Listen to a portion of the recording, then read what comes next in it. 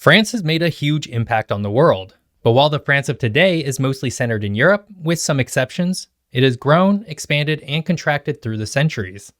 In another timeline, France could have looked very differently. So how did France get from this to this? Welcome to Geography by Geoff. Today we're starting a new series on how a country's influence, borders, and geographic space changes over time. Every single country that exists today has changed at one point or another. We'll be going through every single country in the world to see how they got to where they are today, starting with France because, well, they have a pretty interesting geographic history. Note that this video will include territories that France had influence over even if it never directly controlled them. And also, we won't be going over every single small change. We just don't have the time for that. And of course, before we dive into the episode, be sure to check out the What If Geography podcast that I co-host with my colleague Hunter Shobi. New episodes of the podcast premiere every Wednesday, and you can catch those right here on YouTube, Spotify, Apple Podcasts, or wherever you get your podcasts. The very first leader to make himself king of what would later become France was Clovis I, who began his reign in 481. Clovis would later conquer the southwest portion of France from the Visigoths and made himself master of what is now Western Germany. It was during Clovis's reign that Paris was officially made capital of his kingdom. But this form of a united Frankish kingdom wouldn't last beyond Clovis. Upon his death in the year 509, the kingdom was split into four kingdoms of roughly equal size, one given to each of his sons. The four new kings of Francia each laid their capitals for their new mini-kingdoms within Paris, Orléans, Reims, and Soissons. And while they were never directly warring with each other, the four kingdoms were often rivals, with each trying to figure out how they could potentially acquire the other's land.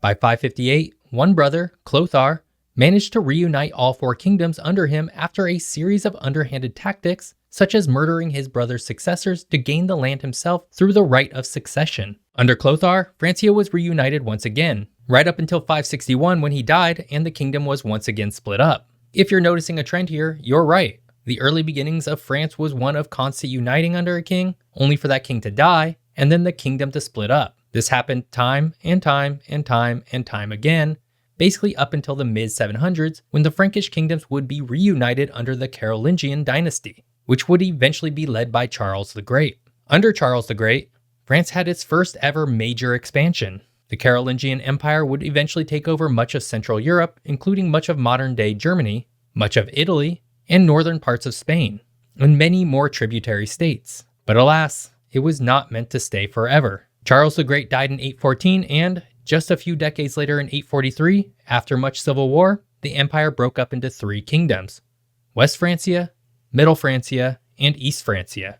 These three kingdoms would eventually become the kingdoms of France, the Kingdom of Italy, and the Holy Roman Empire, respectively. After the year 900, France underwent a number of significant territorial expansions. It's during this period that France begins to resemble the France we know today. One of the most significant events that happened during this period was the rise of the Angevin Empire. The empire was established by Henry II of England, but had his ancestry based in Normandy.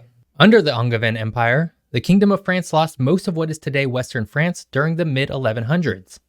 But by 1214, Philip II of France would reconquer much of this territory, leaving the Angevin Empire stuck on England with a relatively small outpost on Aquitaine. This would definitely not be the end of the England-France conflicts. Beginning in 1337, the 100 Years' War began between the two countries. While still owning Aquitaine, England decided to invade France right across from the English Channel. This invasion would progress over the years to the point where, in 1429, much of northern France was controlled by the English. This would include Paris. This is also the period of time when Joan of Arc would make an appearance, later to become the patron saint of France. By 1453, France had successfully repelled the English and re-established its dominion over basically everywhere, including Aquitaine.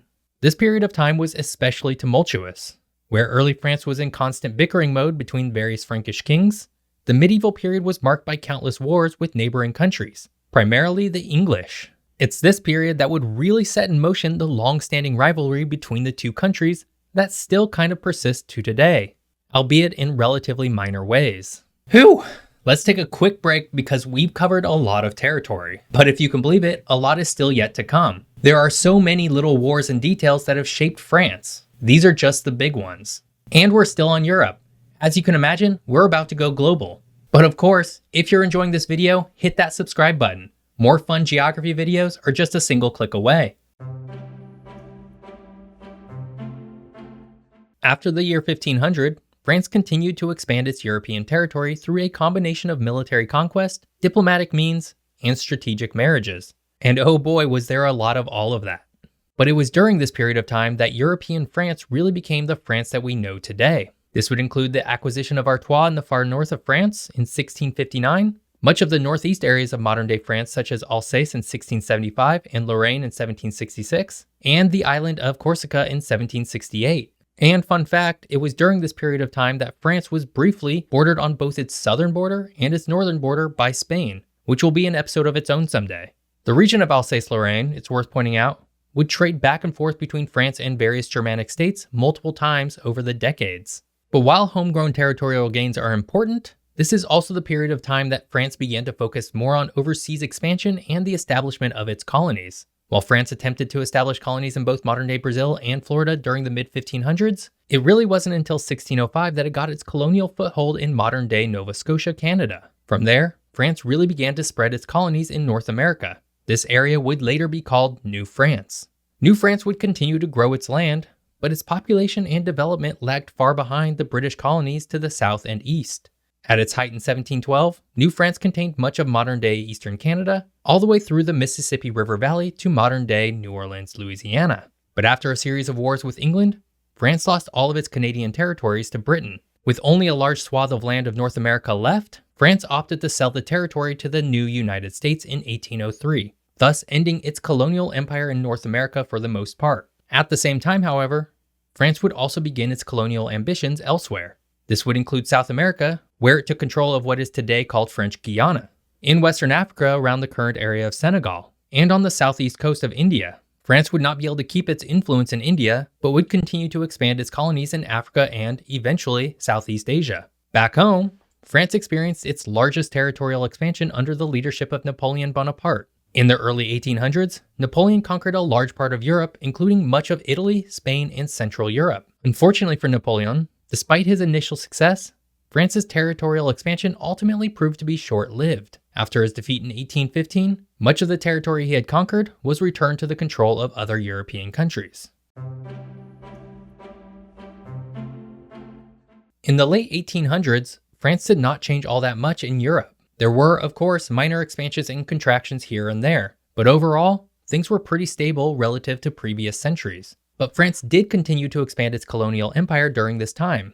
France managed to establish colonial rule over New Caledonia in the South Pacific, as well as colonies in Vietnam and Cambodia. Meanwhile, back in Africa, France continued to expand its pre-existing colonies to include much of Western Africa. By 1914, modern-day Algeria, Tunisia, Mali, Mauritania, Senegal, Niger, Chad, Burkina Faso, Côte d'Ivoire, Guinea, Central African Republic, Republic of Congo, Gabon, Djibouti, and Madagascar were all part of the French colonial empire. But the first half of the 1900s would prove to be a tumultuous one. During World War I, France reacquired the region of Alsace-Lorraine from Germany. This region has been a source of conflict between the two countries for many years and had been annexed by Germany in the late 19th century. However, it was returned to France following Germany's defeat in World War I. France also suffered some territorial losses during the war. One of the most significant losses were its territories in Indochina to Japan. However, upon the end of the war, France reacquired these territories.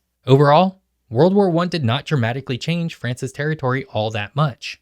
During World War II, however, France suffered complete territorial loss as a result of the German occupation of much of the country. The northern part of France was controlled directly by Nazi Germany, while the southern part was controlled by a Nazi-sympathizing government called Vichy France. France also lost basically all of its colonies in Africa and Asia. Luckily for France, the Allies would eventually win against the Axis powers during World War II, and France and all its overseas colonies were restored in 1945.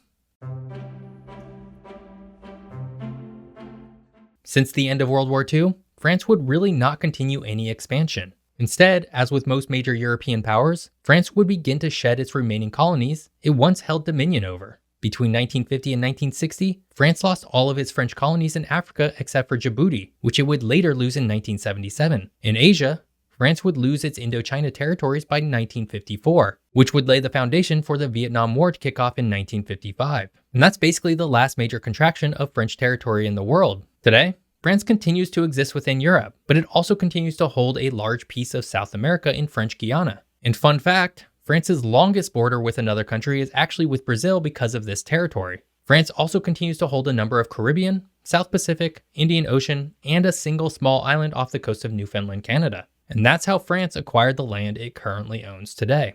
France has had a complicated geographic history to say the very least. This video didn't cover everything, but I hope it at least gave you an idea of how France has changed over the centuries. Next time, we're going to explore the geographic history of the United States. It'll likely throw a few surprises at you, so stay tuned.